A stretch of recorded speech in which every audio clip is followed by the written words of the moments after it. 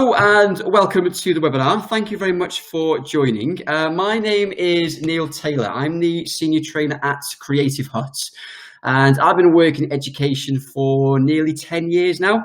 So I've had the privilege of working with lots of teachers and pupils and seeing the impact that hands-on learning and tools like the mBlock programming that we're going to be looking at today, seeing the impact that all of this has in the classroom. So I hope that these tutorials and the whole course of tutorials will be really useful for you in giving you some ideas and inspiration on how you can bring tools like this into the learning and teaching that you're doing at home at the moment, or even in school if you are still in the school at the moment.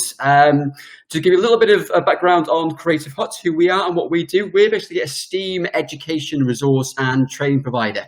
So we are generally working with lots of schools, teachers, educators in general, and trying to help them decide or find the best hands-on solutions and learning tools for them to use in their classrooms for different areas of the curriculum.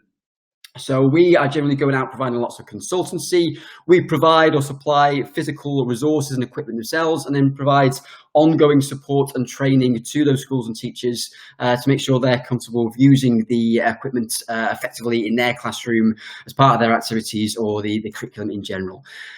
So we work with partners on helping us to do this, and Makeblock are absolutely one of our key partners in all of this. Now, Makeblock provide all sorts of different brilliant hands-on resources. They actually deal in lots of different robotics for different age ranges, all sorts of other types of resources like 3D printing and laser cutters. But what goes hand in hand with that is programming software and curriculum materials as well. So you can just see some examples of those on the screen now. But what they've also developed is their STEAM on Board program. And this is all about providing training and support to the teachers and general end users of all their resources, which is a brilliant tool for people to make use of. And a big part of that now, what they have just recently been developing, is this Makeblock STEAM on Board online training course. Because of course, with the situation we're currently in, it's not as easy for everyone to get access to the hands-on resources. So we want to, together with Makeblock, give you ideas via this course for how you can use programming tools to help develop your pupils and children's skills without the need for kit itself. So this really is a fantastic tool for helping you to do that. Now, just to give you an overview of the Makeblock STEAM on Board online training course as a whole. So this is the very first tutorial. There's actually going to be a total of 12 tutorials lasting around about 45 minutes, so 30 to 45 minutes, which are going to be delivered live via webinar over the course of the next 4 weeks. So after today, I will be sending you through the full schedule of all of the live webinar tutorials. But we are obviously aware that it's not going to be always easy for you to join the live webinars at the specific times they're being delivered.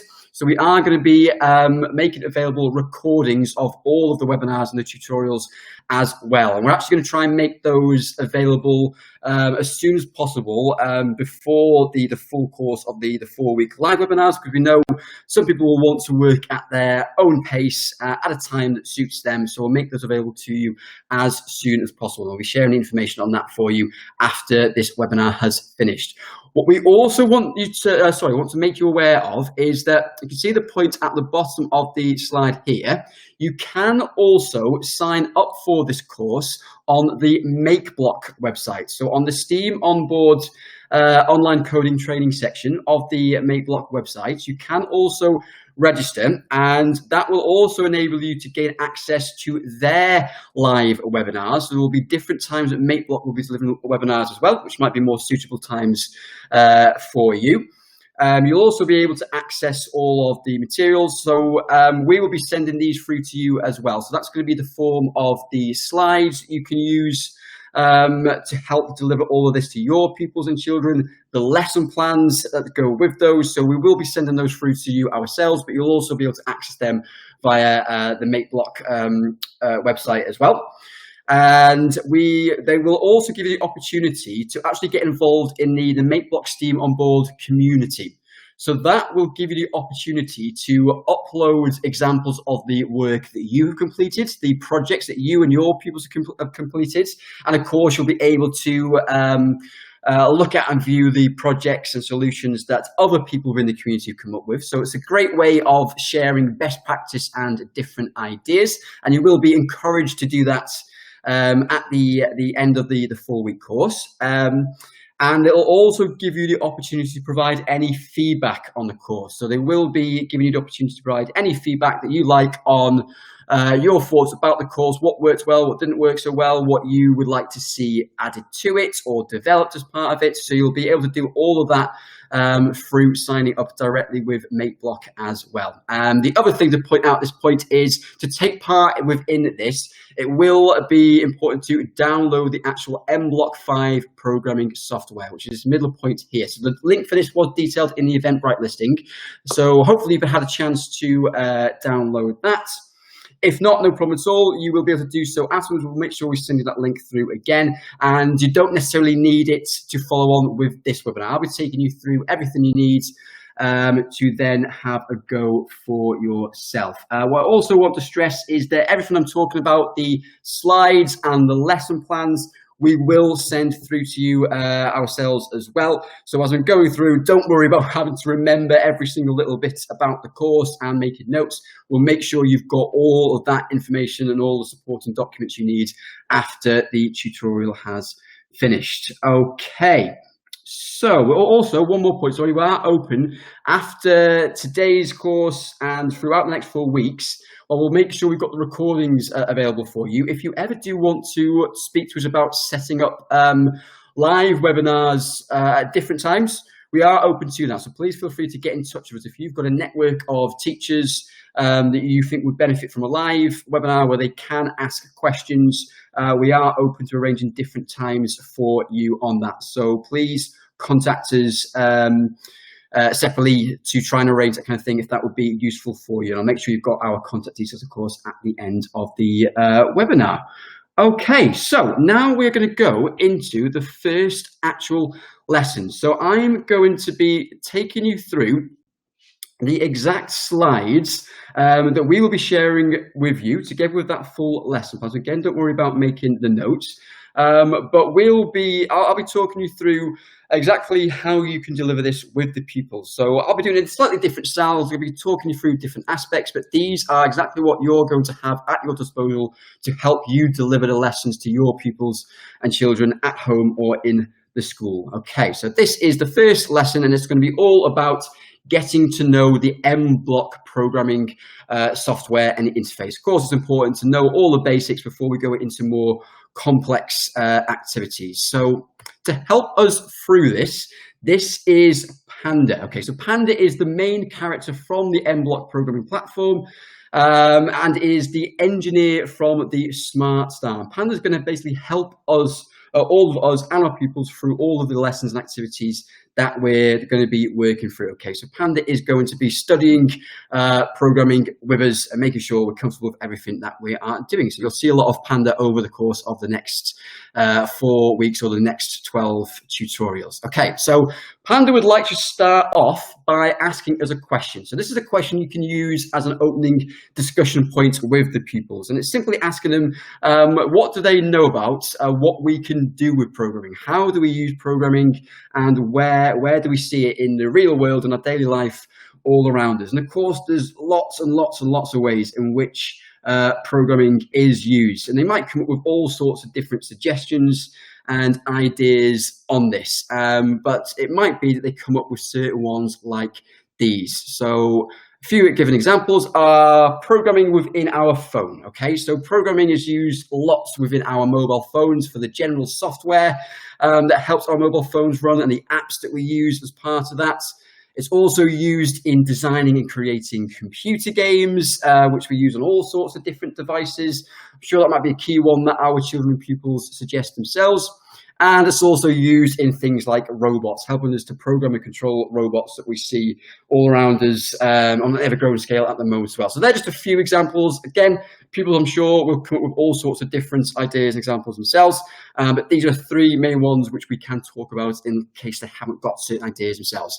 And what we're going to do is focus on one of those examples. So we're going to have a look at how programming is used within designing and creating games. Okay, so we're going to take a look at an example mBlock project, or explore an example mBlock project to start getting an understanding of how exactly we can use coding or programming in creating designing and creating games. So of course, the first step on this is actually opening the mBlock software. So that is this icon here. So this is the icon you'll see once you do get the opportunity to download the software onto your device. So I'm going to do exactly this now. So I'm just going to load up the mBlock software here. So it's just going to take a couple of seconds for this to load up. Here we go. So you should be able to see that now live on my screen. So I've got a blank interface for the mBlock software. Okay, so now going back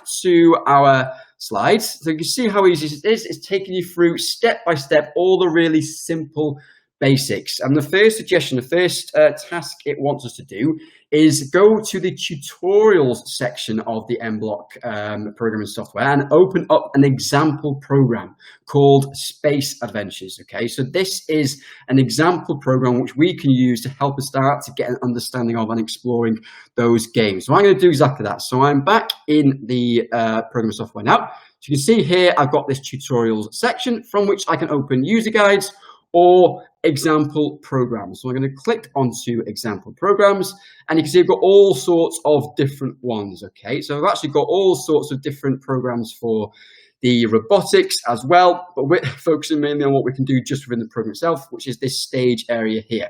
And you can see in the bottom right hand corner, I've got that Space Adventures example program or project, which I can open up by selecting OK.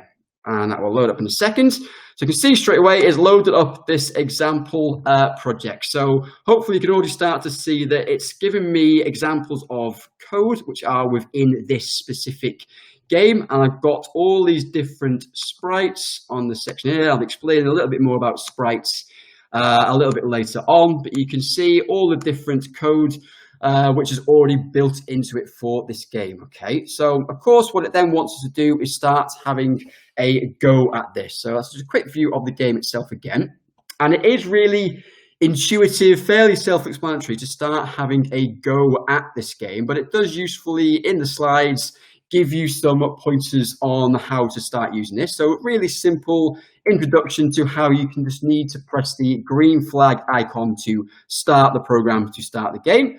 Then, of course, the stop icon to stop the program and stop the game if we want to, and even useful pointers towards how we can actually use this icon to put it into full screen mode to help us play that game, and also exit back out that full screen mode to go back to the full view of the programming software. So it does give us the prompts on how to do that, but again, it is very self-explanatory, really intuitive to start doing this for yourself as well. It also gives us some instructions on how to actually use and play the game. Again, I'm sure our pupils and children, when they start to use this, they'll be able to start exploring this for themselves, but it does give you the basics that we can use the up and down keys on our keyboard to control our Panda pilot, the sprite within the game, and then use the space key to shoot our cannonball from the Panda spaceship to destroy the asteroids and things like that are coming our way. And it's also suggesting that we play the Space Adventures game for 1 minute at a time. I'll come back to that in a moment, why that 1 minute is important. So let's go back to the programming view. I am now going to press that full screen icon here to make it into a larger view. So now I've got a larger view for my game. I'm going to click the green flag here to actually start. Okay, so you should now hopefully be able to see the game running. And I'm pressing my keys to move Panda. I'm pressing the space icon to shoot those asteroids. So hopefully you should be able to see in the top left-hand corner, as I'm shooting things, I'm getting more points every time I hit an asteroid out in front of me. I'm also getting my health go off if I hit one of those red crosses. Okay, so hopefully you start to get understanding how the game works. If I accidentally go into these asteroids like so, you can see I'm slowly getting smaller, my health is decreasing down to the point where, unfortunately, I have now run out of health and the game is over for me. Okay, so that's just a quick introduction to how the game works. And you can see I got a score there of 34. Not great. I'm sure you and your pupils will be able to do a lot better on the score than that. Now, going back to the slides quickly, it also then goes on to suggestions on how we should have a go at this. So this is all just about having a quick exploration of a game and seeing the kind of things we can create and how they work. So it's suggesting that if you're working in groups, if you do happen to work in with multiple kids at home or in school, you might get them to be paired up, play against each other 1 minute at a time to see who gets the highest score. Or if you have just individual kids working through this, it might be that they have 3 attempts at the game 1 minute at a time and seeing in which attempts or which 1 minute they can get the highest score. And it's just got some general rules about how you decide what is the highest scoring game or who wins here. Okay, so simple as that for starting to have a go at the game. And again, they can explore as much as they want back in the interface, starting to get an idea of the code that is going into it. Of course, we are using quite complex code within this. So it's not that they're going to be able to do this straight away for themselves, but it's just starting to get them inspired and seeing what they can now work towards in creating games for themselves. So the next step within this, of course, is actually before we move on, we do want to have an extended discussion as well on their understanding of the game. So that's what it's all about, getting them to start communicate their understanding of the game. So you've got a few questions you can ask them about this. Just ask them, do they know what is the goal of the game? Can they communicate and explain what the goal of the game was? And that was, of course, to score as many points as we could and keep our health up as we're playing along. B, how does the game end? So the game can end by either just pressing that stop flag, or it ends if we run out of health and the game is over for us.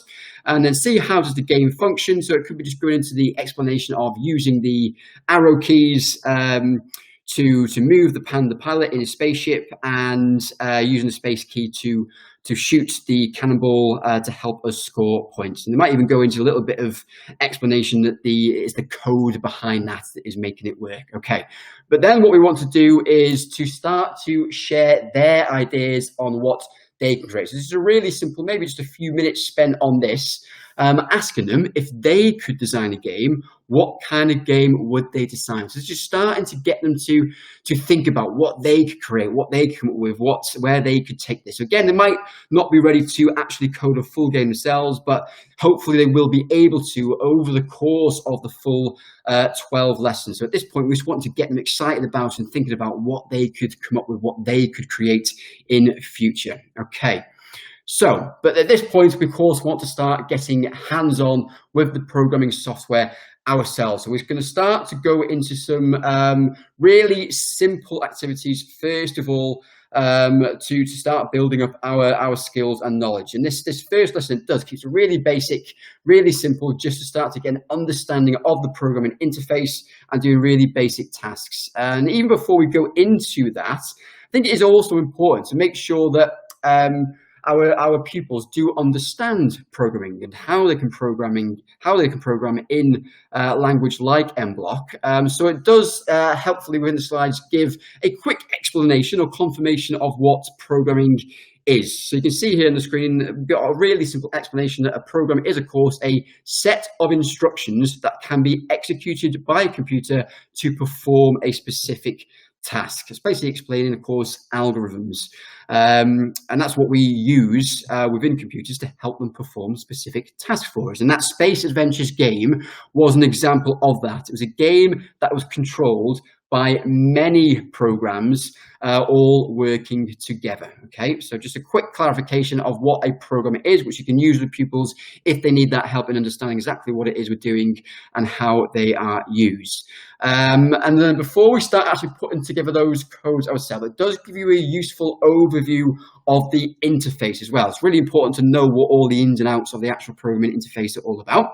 So this slide here is really useful for that. You can see that it actually breaks down all the main components of the interface. There's basically 4 main components. You can see at the top here, we've got the menu bar. This is really simply where we can change the language, depending on where we're based and what language we want to work in. You can simply open new files or save files, or go back to projects that we have saved and are working on. And of course, you can find example programs or help documents like we were looking in that tutorial section a second ago for the space adventure. Then we're going down to the 3 main sections here. So the first one is the stage area. Now this is where you can actually view the projects you are working on and creating.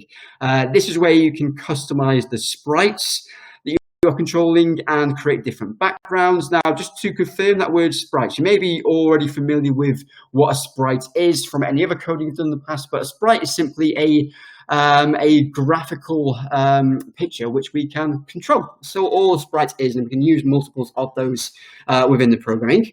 And then we have the block area. So this is fairly self-explanatory, but this is what contains all of the programming blocks that we can work with. And I'll be showing you this in more detail in the programming environment in a second.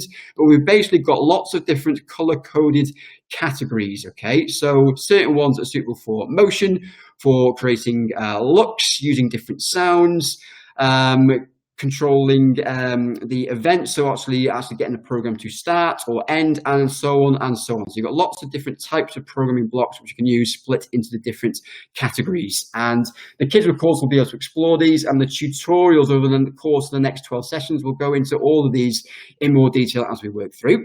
Then you've got the script area. So this is where we can actually create our own code. It's a simple case of dragging the blocks from the block area into the script area to create our program. I think it's actually interesting to point out at this point, while all of this course is going to be focused on using blocks, you can also use this interface for text-based code. So if you can see here, we've got the Python section that does enable you to switch the view from blocks to Python. So for those pupils that are interested in using text-based code, they can do that. They can see the text which actually sits behind the blocks. They can see what text language relates to the blocks and start to actually code in the text-based Python language as well. Just useful to be aware of that at this point, I think.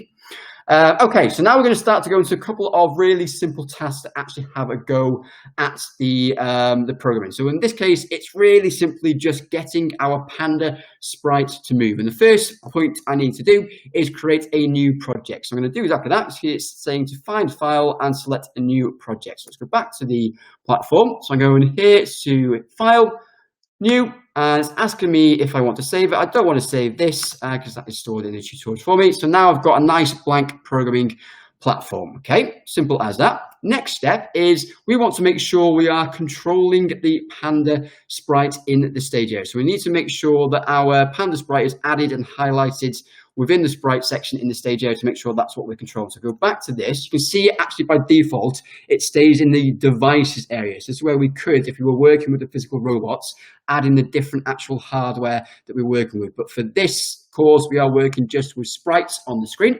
So I can select the sprite section here, and you can see straight away that I've got my Panda Sprite as default here. So now I know I'm working in the right place. Next stage is to then start creating the code itself. And it's suggesting that the first step is to go to the events section from the block area and drag in the when green flag clicked block for the first step of the first block in our code. So let's do exactly that. So at the moment, I'm on the motion category, but I want to go down to the events category and drag in this when green flag clicked into my sketch area like so. So I'm starting to build up my very first sequence of code. Next step is now simply go into the motion category and bringing in a move 10 steps into the script area. So let's go back and do that. So now I'm going to my motion category right here. You can see that first option here. See, well, I've got lots of different blocks for making the sprite move. All we're doing at this point is getting it to move 10 steps. Now, what that 10 steps means is actually 10 pixels. So steps are actually related to pixels within the stage area. Okay, so that's all that is. And then next stage it's suggesting is just to click the green flag to run that code. So just within those 2 blocks, I've straight away got a piece of code here to run. So I'm actually going to make this bigger again so you can see Panda in full view. And all I'm doing is clicking the green flag here again, and you should see that Panda has moved just a little bit, 10 steps to the right to get my program moving. So of course, at this point, we could allow the pupils to start exploring all of this. You don't necessarily need to stick to just what the slides and the lesson plan is suggesting. Why not explore? And to be honest, that's naturally what our pupils want to do anyway. They want to start exploring what else they can do. So it might be even simple things like getting the sprite to move different degrees. So I can just start to build these up into my code like so. All I want to do, just as another demonstration, is I mentioned that these steps relate to pixels. If I was actually to change that to 100 steps, you can see how much of a difference it makes to how far Panda moves. So if I now click green, you can see that Panda moved a lot more in comparison to that first program, which was just move 10 steps. Okay, so hopefully that's already starting to make sense, how we use the full mBlock interface and how we can start to build up really simple codes like that. Okay, so going back to our slides, that is actually the first steps within our online training course. So we're keeping it really simple for this first part of the course, just to get to know what this is all about, what we can start to work towards, and how we start to use that mBlock interface. But before we completely wrap up, of course, with all of these, it's always important to review and reflect back on what we've learned with the pupils. So it does give some example simple quiz questions. Always nice to have a quiz to make sure we know what we've learned. So you can see it's got an example question number 1. So I will go through these with you. I'm just going to ask you to try and think of the answer in your mind, and I will reveal the answer in a second. But the first basic question is simply, what is the name of the area displaying the game interface when playing Space Adventure? So which of these 4 areas is the one that displays the actual Space Adventure game, and that Panda we were just looking at a second ago? I'm sure you've got the answer in mind. It is, of course, D, the stage area. So well done if you've got that correct. Next question is, what is the button to start the program in Space Adventures? Again, you've got the 4 options. I think it's a really straightforward one. I'm sure you've all got the answer to this. It is, of course, B, the green flag to start our game.